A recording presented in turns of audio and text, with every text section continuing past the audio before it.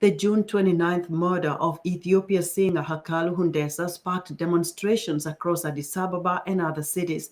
In the violence that followed, more than 100 people died and many more were arrested.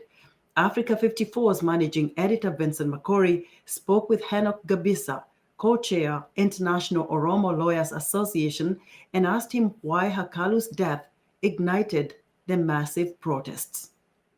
When this giant individual was gunned down, he deserves a national and state send-off. He deserves a respect that any other individuals had received in that country.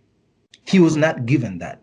His fans, his admirers, and his people were not allowed to even express their grief peacefully and with respect.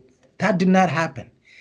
So that brings us back to understand how was the investigation of this kind of crime was taking place.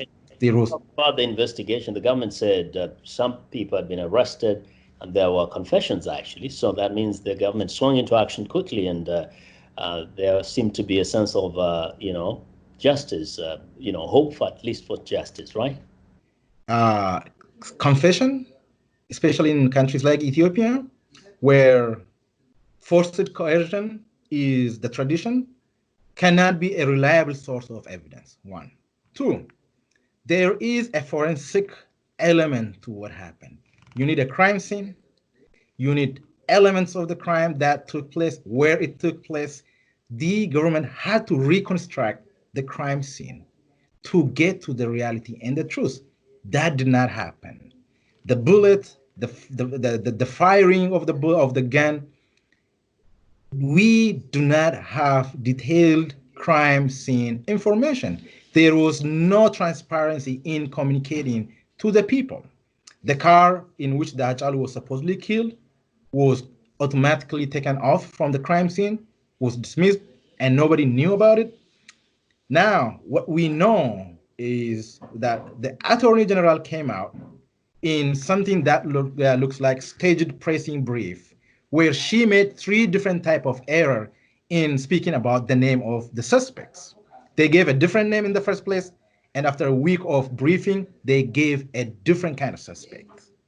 Right? So this sheds a lot of questions and light on how real and honest and genuine the investigation process is. Mm-hmm. Now, there have been accusations from your side and other citizens that so many people have been arrested and, in fact, some disappeared, including young people, university students.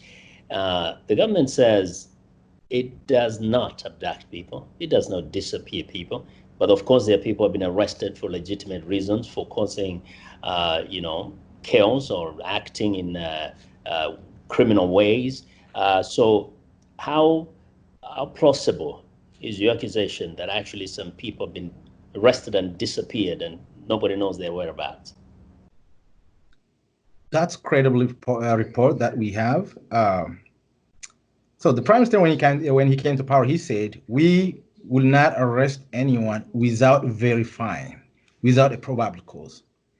Guess how many people are in jail now? How many Oromo youths are in jail? Only from the last 2 weeks, 7,000.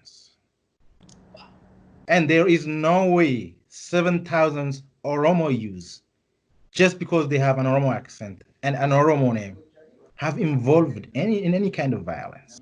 The question of internet, the government says that it does not have any intention of using the same tactics from the previous regime, but at this time and in certain times, at certain times, it's critically important to block or restrict internet because it can be used sometimes for very destructive activities. The same way there are forces who use internet to call for violence, there are also forces like us who use internet to call for peace. So, in this case, the government lacked competent leadership. The government lacked knowledge and skill of how to transfer and translate the existence of internet infrastructure for a good cause. The automatic thing that comes to their mind is shutting on and off.